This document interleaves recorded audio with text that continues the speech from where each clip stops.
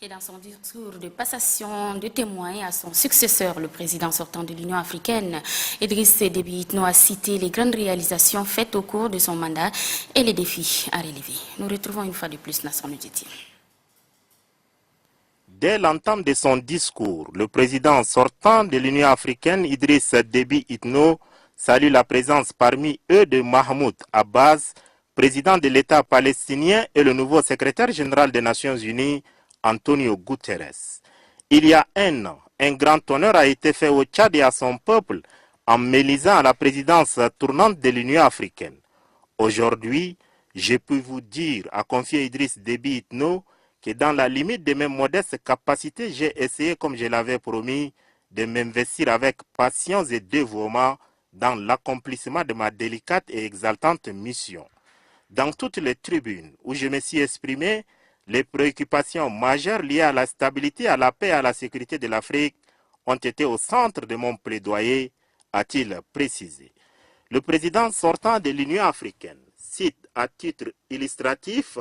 le bourbier libyen, le drame humanitaire au Soudan du Sud, le cycle de violence et d'insécurité en Afrique centrale et dans les pays des Grands Lacs, avant de noter avec satisfaction les revers importants infligés aux terroristes dans le bassin conventionnel du lac Tchad, au septentrion malien et dans la Corne de l'Afrique. Le président sortant de l'Union africaine se réjouit également de l'issue heureuse de la crise post-électorale qui a failli déstabiliser la Gambie et de l'accord intervenu en décembre dernier entre les acteurs politiques en République démocratique du Congo. Pour Idriss Déby Itno, sous son mandat, des efforts soutenus ont été consentis pour donner à l'Union africaine l'assise financière nécessaire. Il s'agit principalement de la taxe de 0,2% sur les importations afin de financer les diverses activités de l'organisation panafricaine, à savoir le programme de développement contenu dans l'agenda 2063, la lutte contre le terrorisme et les opérations de maintien de la paix.